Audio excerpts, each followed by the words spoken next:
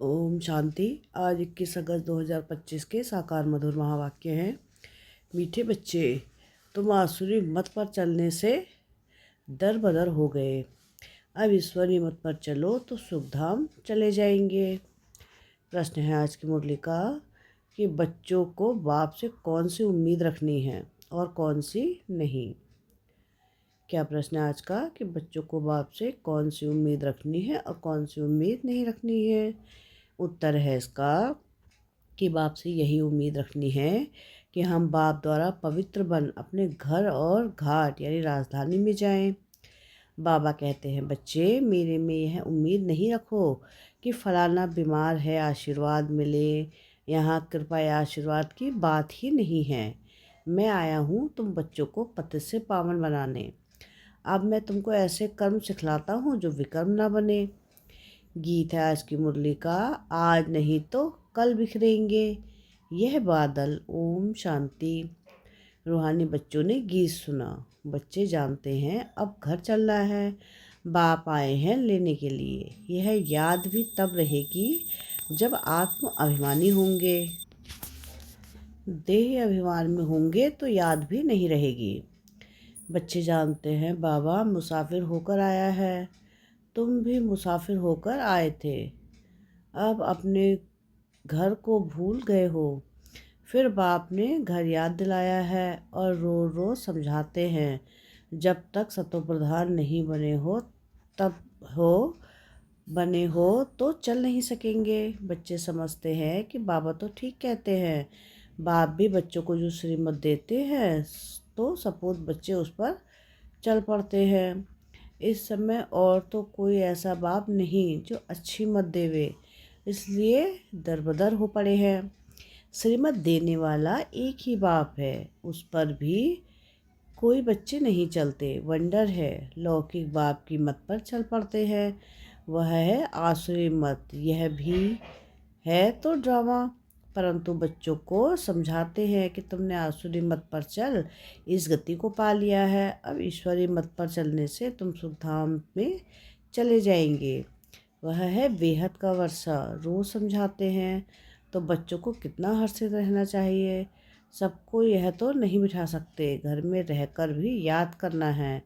अभी पाठ पूरा होने का है, अब वापस घर चलना है।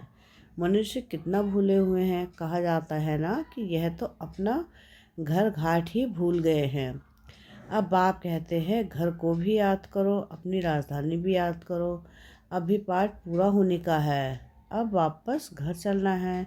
क्या तुम भूल गए हो? तुम बच्चे कह सकते हो कि बाबा ड्रामानुसार हमारा पाठ ही ऐसा है जो हम घर बार को भूल एकदम भटक रहे हैं। भारतवासी ही अपने श्रेष्ठ कर्म धर्म को भूल कर देवीय धर्म भ्रष्ट हो गए हैं पड़े हैं। अभी बाप से सावधानी दी है कि तुम्हारा धर्म कर तो यह था, वहाँ तुम जो कर्म करते हो वह अकर्म होता है। कर्म अकर्म विकर्म की गति बाप ने ही तुम्हें समझाई है। सतयुग में कर्म अकर्म हो जाते हैं, रावण राज्य में कर्म अकर्म होते हैं। अभी बाप आया हुआ है श्रेष्ठ धर्म श्रेष्ठ कर्म श्रेष्ठ बनाने। तो अब श्रीमत पर कर्म श्रेष्ठ करना चाहिए। कोई भ्रष्ट कर्म करके किसको दुख नहीं देना चाहिए। ईश्वरीय बच्चों का यह काम नहीं है। जो डायरेक्शन मिलते हैं उस पर चलना है। दैवीय गुण धारण करने हैं, भोजन भी शुद्ध है लेना है। अगर लाचारी नहीं मिलता तो राय पूछो। बाबा समझाते हैं कि नौकरी आदि में कहाँ थोड़ा खाना भी पड़ता है, जबकि योग बल से तुम राजाई स्थापन करते हो, पतित दुनिया को पावन बनाते हो। तो भोजन को शुद्ध बनाना क्या बड़ी बात है। नौकरी तो करनी ही है। ऐसे तो नहीं कि बाप का बने तो सब कुछ छोड़कर यहाँ आकर बैठ जाना है। कितने ढेर बच्चे हैं, इतने सब तो रह नहीं सकते। रहना सबको गृहस्थ व्यवहार में है। यह समझना है कि मैं आत्मा हूँ, बाबा आया हुआ है, हमको पवित्र बनाकर अपने घर ले जाते हैं, फिर राजधानी में आ जाएंगे। यह तो पराया रावण का छीछी घाट है। तुम बिल्कुल ही पतित बन गए हो। ड्रामा प्लान अनुसार बाप कहते हैं अभी मैं तुमको सुजाग करने आया हूँ, तो श्रीमत पर चलो, जितना चलेंगे उतना श्रेष्ठ बनेंगे। अभी तुम समझते हो कि हम बाप को, जो बाप स्वर्ग का मालिक बनाते हैं, उनको भूल गए हैं। अब बाबा सुधारने आए हैं तो अच्छी रीति सुधारना चाहिए ना, खुशी में आना चाहिए। बेहद का बाप मिला है। बच्चों से बात ऐसे करते हैं जैसे तुम आत्माएं आपस में करती हो। तो वह भी आत्मा परमात्मा है, उनका भी पार्ट है। तुम आत्माएं पार्टधारी हो। ऊंच से लेकर नीच का पाठ है। भक्ति मार्ग में मनुष्य गाते हैं, ईश्वर ही सब कुछ करते हैं। वह कहते हैं मेरा ऐसा पाठ थोड़ी ही है जो बीमार को अच्छा कर दूं। हमारा पाठ है रास्ता बताना कि तुम पवित्र कैसे बनो। पवित्र बनने से ही तुम घर में भी जा सकेंगे, राजधानी में भी जा सकेंगे। और कोई उम्मीद मत रखो फलाना बीमार है आशीर्वाद मिले। नहीं, आशीर्वाद कृपा आदि की बात मेरे पास कुछ भी नहीं। उसके लिए साधु संतों आदि के पास जाओ। तुम हमको बुलाते ही हो कि हे पतित पावन आओ, आकर हमको पावन बनाओ, पावन दुनिया में ले चलो। तो बाप पूछते हैं मैं तुमको विषय सागर से निकाल पार ले जाता हूँ, फिर तुम विषय सागर में क्यों फंस जाते हो। भक्ति मार्ग में तुम्हारा यह हाल हुआ है। ज्ञान भक्ति तुम्हारे लिए है। सन्यासी लोग भी कहते हैं कि ज्ञान भक्ति और वैराग्य, परंतु उनका अर्थ वह नहीं समझते। अब तुम्हारी बुद्धि में है ज्ञान, भक्ति बाद में, वैराग्य तो बेहद का वैराग्य सिखलाने वाला चाहिए। बाप ने समझाया था कि यह कब्रिस्तान है, इनके बाद परिस्तान बनना है, वहाँ हर कर्म अकर्म होता है। अभी बाबा तुमको ऐसे कर्म सिखलाते हैं जो कोई भी विकर्म ना बने। किसी को भी दुख ना दो, पतित का अन्न मत खाओ, विकार में मत जाओ। अबलाओं पर अत्याचार ही इस पर होते हैं, देखते रहते हो। माया के विघ्न कैसे बढ़ते हैं, यह है सब गुप्त। कहते हैं देवता और असुरों की युद्ध लगी, फिर कहते हैं पांडव और कौरवों की युद्ध लगी। अब लड़ाई तो एक ही है। बाप समझाते हैं मैं तुमको राजयोग सिखला रहा हूँ, भविष्य 21 जन्मों के लिए। यह मृत्युलोक है। मनुष्य सत्यनारायण की कथा सुनने आए हैं, फायदा कुछ नहीं। अभी तुम सच्ची गीता सुनाते हो, रामायण भी तुम सच्ची सुनाते हो। एक राम सीता की बात नहीं थी, इस समय तो सारी दुनिया लंका है। चारों ओर पानी है ना, यह है बेहद की लंका, जिसमें रावण का राज्य है। एक बाप है ब्राइड ग्रूम, बाकी सब है ब्राइड्स। तुमको अब रावण राज्य से बाप छुड़ाते हैं। यह है शोक वाटिका, सतयुग को कहा जाता है अशोक वाटिका। वहाँ कोई शोक होता नहीं, इस समय तो शौक ही शौक है। अशोक एक भी नहीं रहता, नाम तो रख देते हैं अशोक होटल, अशोका होटल। बाप कहते हैं सारी दुनिया में इस समय बेहद की होटल ही समझो, शौक ही होटल है। खान पान मनुष्यों का जानवरों मिसल है। तुमको देखो बाप कहाँ ले जाते हैं। सच्ची सच्ची अशोक वाटिका है सतयुग में। हद और बेहद का कंट्रास्ट बाप ही बतलाते हैं।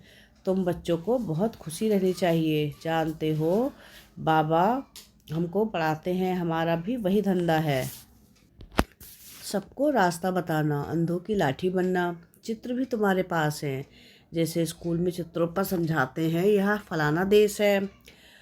तुम तो फिर समझाते हो कि तुम आत्मा हो, शरीर नहीं हो। आत्माएं भाई भाई हैं, कितनी सहज बात सुनाते हो।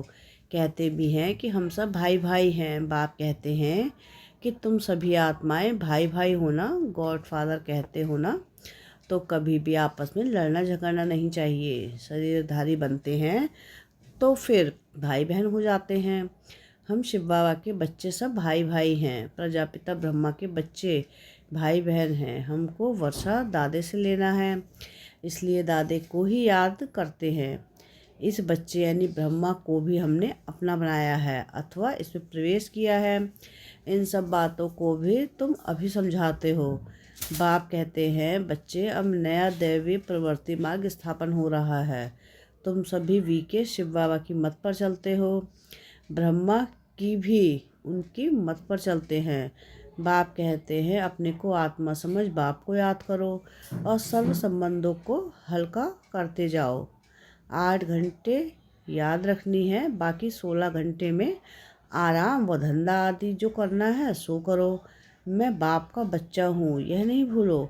ऐसे भी नहीं कि यहाँ आकर हॉस्टल में रहना है, नहीं, गृहस्थ व्यवहार में बाल बच्चों के साथ रहना है। बाबा पास आते ही हैं रिफ्रेश होने। बाबा के पास किस लिए आते हैं? रिफ्रेश होने। मथुरा वृंदावन में जाते हैं मधुवन की दीदार करने। छोटा मॉडल रूप में बना रखा है। अब तो यह बेहद की बात समझने की है। शिव बाबा ब्रह्मा द्वारा नई सृष्टि रच रहे हैं। हम प्रजापिता ब्रह्मा की संतान वीके हैं। विकार की बात हो न सके सन्यासियों के शिष्य बनते हैं। अगर वह सन्यासी कपड़ा पहन लेवे तो नाम बदली हो जाता है। यहाँ भी तुम बाबा के बन गए हो तो नाम रखे ना बाबा ने।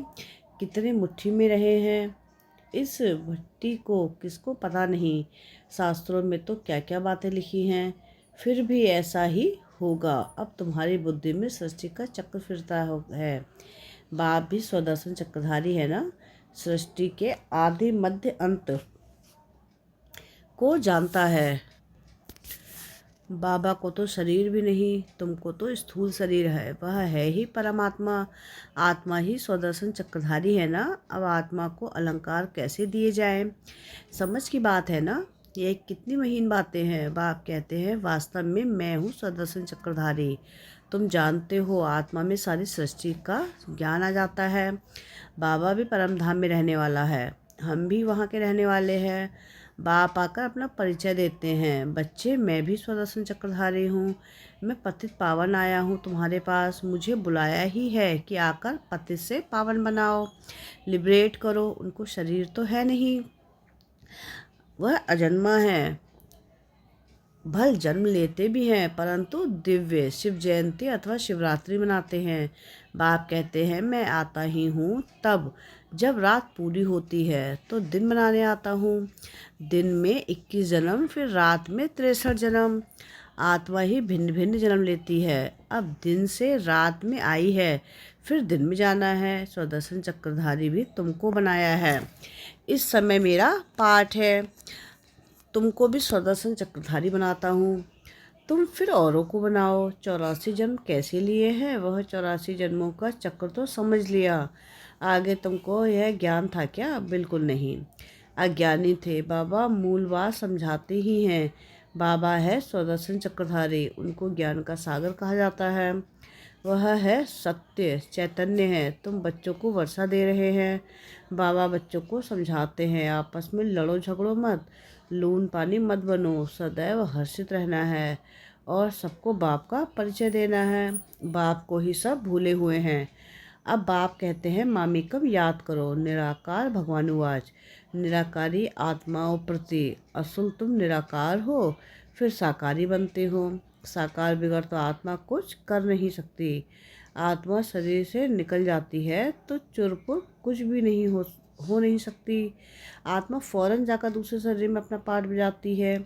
इन बातों को अच्छी रीति समझो, अंदर घोटते रहो। हम आत्मा बाबा से वर्षा लेते हैं। वर्षा मिलता है सतयुग का। जरूर बाप ने ही भारत को वर्षा दिया होगा। कब वर्षा दिया और फिर क्या हुआ यह मनुष्यों को कुछ भी पता नहीं है। अभी बाप सब बताते हैं। तुम बच्चों को ही स्वदर्शन चक्रधारी बनाया है। फिर तुमने 84 जन्म भोगे। अब फिर मैं आया हूँ। कितना सहज समझाते रहते हैं। बाप को याद करो और मीठे बनो। एम ऑब्जेक्ट सामने खड़ी है। बाप वकीलों का वकील है, सब झगड़ों से छुड़ा देते हैं। तुम बच्चों को आंतरिक खुशी बहुत होनी चाहिए। हम बाबा के बच्चे बने हैं। बाप ने हमको एडॉप्ट किया है वर्षा देने। यहाँ तुम आते ही हो वर्षा लेने। बाप कहते हैं बाल बच्चे आदि देखते हुए बुद्धि बाप और राजधानी की तरफ रहे। पढ़ाई कितनी सहज है। बाप जो तुमको विश्व का मालिक बनाते हैं उनको तुम भूल जाते हो। पहले अपने को आत्मा जरूर समझो।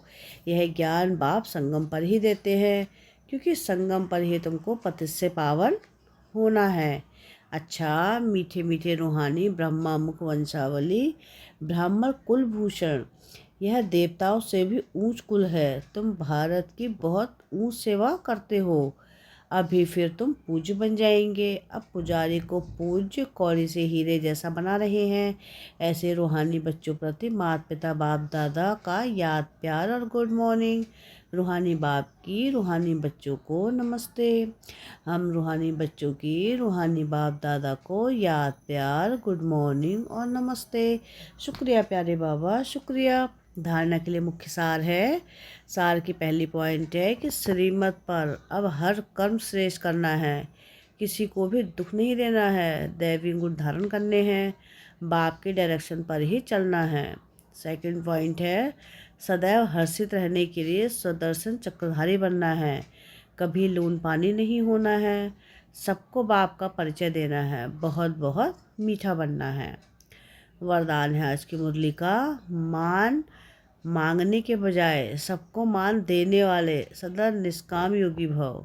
आपको कोई मान दे, माने व ना माने, लेकिन आप उसको मीठा भाई मीठी बहन मानते हुए सदा स्वमान में रहे, स्नेही दृष्टि से स्नेह की वृत्ति से आत्मिक मान देते चलो। यह मान देवे तो मैं मान दूं, यह भी रॉयल भिखारीपना है। इसमें निष्काम योगी बनो, रूहानी स्नेह की वर्षा से दुश्मन को भी दोस्त बना दो। आपके सामने कोई पत्थर भी फेंके तो भी आप उसे रत्न दो, क्योंकि आप रत्नागर बाप के बच्चे हो। स्लोगन है आज का, विश्व का नवनिर्माण करने के लिए 2 शब्द याद रखो, निमित्त और निर्माण। अव्यक्त इशारे हैं, सहज योगी बनना है तो परमात्मा प्यार के अनुभवी बनो। सेवा में सफलता का मुख्य साधन है त्याग और तपस्या। ऐसे त्यागी और तपस्वी अर्थात सदा बाप की लगन में लवलीन, प्रेम के सागर में समाये हुए, ज्ञान आनंद सुख शांति के सागर में समाये हुए को ही कहेंगे तपस्वी। ऐसे त्याग तपस्या वाले ही सच्चे सेवाधारी हैं। अच्छा, ओम शांति।